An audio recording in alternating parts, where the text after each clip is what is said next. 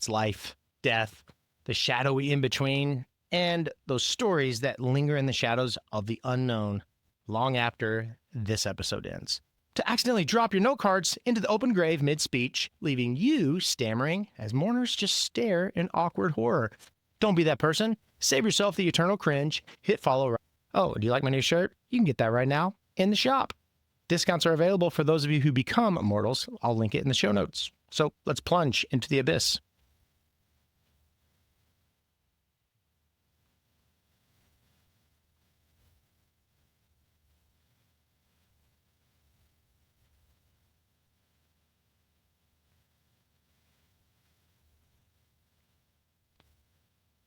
The stage set for a descent into terror and a force that's beyond understanding, that's poised to intervene in a way that will leave all of us questioning the threads of destiny.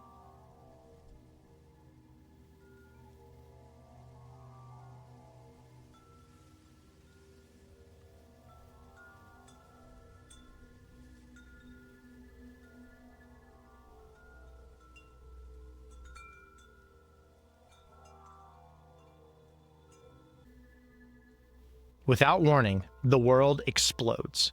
A deafening blast rips through the carriage, a blinding flash of light followed by a shockwave that slams Clara against the metal pole that she's gripping, sitting down like a sentence. Historically, the Piccadilly line bombing was the deadliest of the 4 attacks this particular day, and it killed 26 people in this single carriage. No shout, not a distorted echo, but very clear, very steady, directly spoken into her mind, yet somehow outside of her mind. Stand. Go. So against every instinct, Clara grits her teeth and drags herself free from the debris and away from people and the bodies, and a scream is now tearing from her throat as the metal shifts in her leg. Blood is gushing, but she keeps moving, and she's driven by this guide.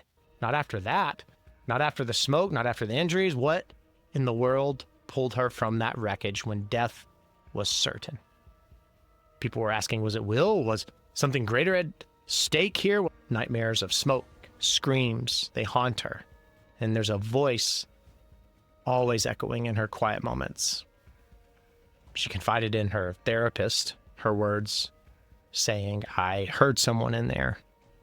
It wasn't normal. They knew I had to live. But beneath the sea, there's a cataclysm. A 9.1 magnitude earthquake, one of the strongest that's ever been recorded, has just struck off the coast of Sumatra and triggers a series of massive tsunamis that are going to devastate coastal regions across the Indian Ocean. On this coastal town, it's like 1,000 storms colliding. He turns seaward, and his blood runs cold. This massive wall of water, towering higher than any building that he's ever seen, it's charging toward him. Black, frothing monster that's swallowing the horizon. There's no time for him to row back. And it's not a distant scream, but a voice saying to hold on underwater. A man's voice. Ramat, his mind is reeling. He is spinning. He is being beat up underwater. He has not taken a breath yet. He hears someone saying, grab it. The voice said, they need you. Was it for his son, or was it for something greater?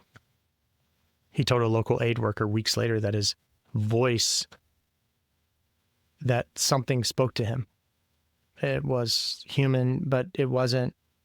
The worker nodded. I mean, sometimes survival isn't this puzzle to solve, but a shiver to feel, a reminder that life might hang by threads that we can't see, pulling us forward for reasons we can't yet grasp.